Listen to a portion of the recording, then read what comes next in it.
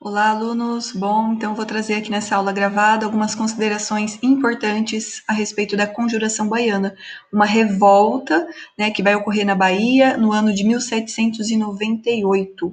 Então, trazendo aí algumas considerações sobre o tema, né, e o conteúdo que estamos estudando em história.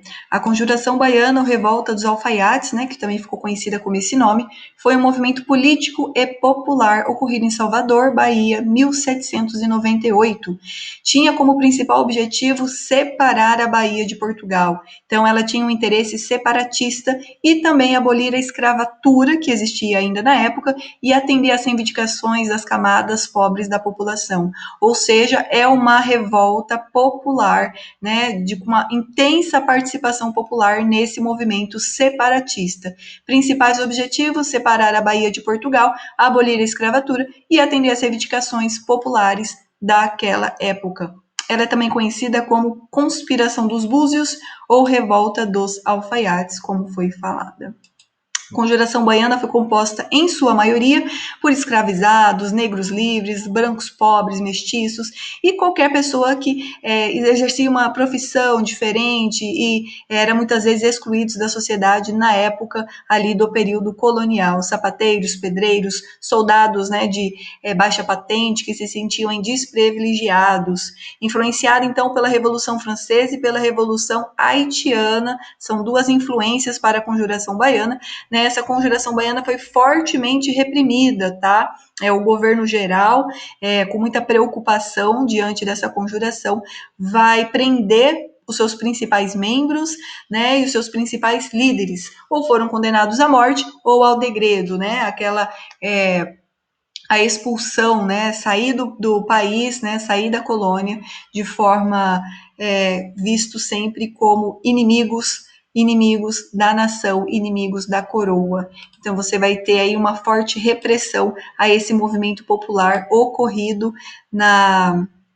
em 1798 na Bahia, Salvador, né, onde seus líderes aí foram exilados ou condenados à morte. A Conjuração Baiana é também conhecida como Revolta dos Alfaiates e teve como principal característica ser emancipacionista. E o que significa isso? Significa esse caráter de se separar de Portugal. Ela queria a independência e queria trazer para a política do Brasil, ou pelo menos da sua região, um caráter republicano.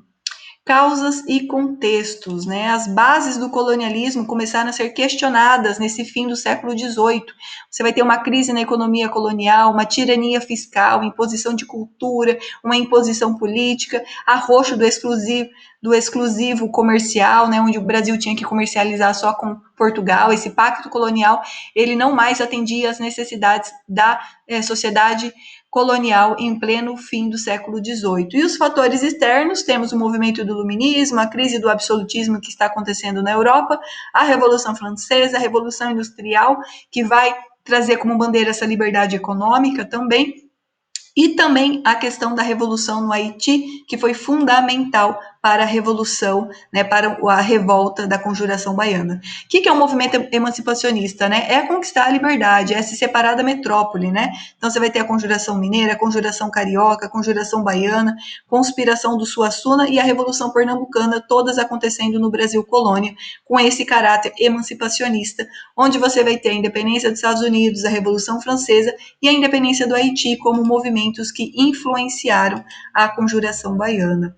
Causas: uma extrema pobreza, desigualdade social. Naquela época da Conjuração Baiana, Salvador já não era mais a capital do Brasil, era Rio de Janeiro, e Salvador ficou à margem, ficou excluída, não recebia mais os tesouros, né, não recebia mais investimentos por parte do governo para a sua região. Então você vai ter um aumento da desigualdade social. Por isso que teremos uma ampla participação popular.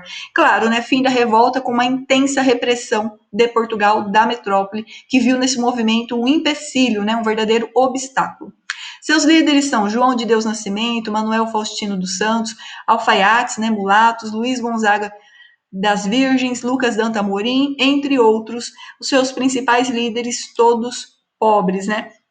todos aí representando essa camada da extrema pobreza e miséria que fazia parte da sociedade na Bahia em 1798. O que eles defendiam? República, abolição da escravidão, diminuição dos impostos, abertura dos portos, né? Afinal, estamos aí voltando para a Revolução Industrial que está acontecendo na Europa, o Brasil quer comercializar com outras nações, fim do preconceito racial, salário mais justo, né? Que as portas dos conventos fossem abertas a quem desejasse e pudesse servir a vida religiosa. Existia muito preconceito, né, para a entrada de negros, né, escravos alforriados, expansão do movimento para o resto da colônia. Então você vai ter essa influência dos movimentos republicanos, esses ideais com mais liberdade, liberdade política.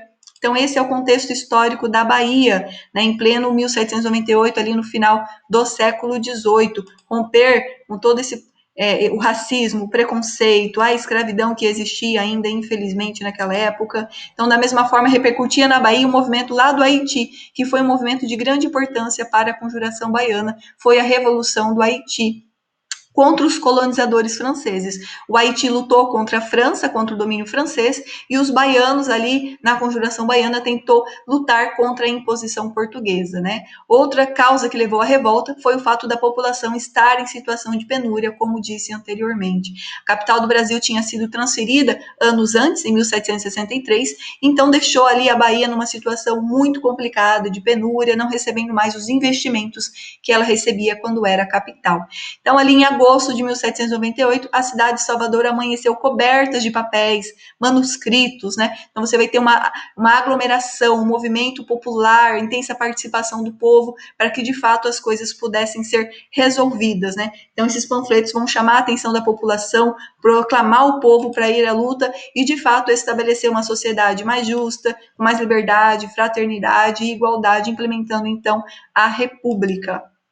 Na Conjuração Baiana, teremos então a participação também da maçonaria, que vai exercer uma forte influência. Lembrando que a maçonaria era já uma instituição muito poderosa naquela época, ela já vai ter algumas rivalidades internas contra a Igreja Católica no Brasil colônia, e a maçonaria traz então esse ideal de liberdade, igualdade, fraternidade, e também sob a influência, né, a ideologia da república, né? A primeira loja maçônica criada na Bahia, conhecida como Cavaleiros da Luz, teve essa participação de diversos intelectuais aí envolvidos na conjuração, ajudando os líderes, né, principalmente na questão das trocas de ideias, de ideologias, na questão da discussão política, nessa parte aí toda filosófica. Temos aí alguns maçons, então, que participaram da conjuração baiana. José da Silva Lisboa, Cipriano Barata, o farmacêutico João de Figueiredo, o padre Francisco Gomes, lembrando que nessa época alguns padres frequentavam a maçonaria. Professores, Francisco Barreto, Tenente Hermógenes, todos aí se reuniam voltados então para essa discussão mais filosófica, né, para trazer aí esse ideal da república e ajudar a conjuração baiana de alguma forma. Como foi o fim da revolta, né? Como que foi o fim aí de fato para os grandes líderes da conjuração baiana? A distribuição desses panfletos, né?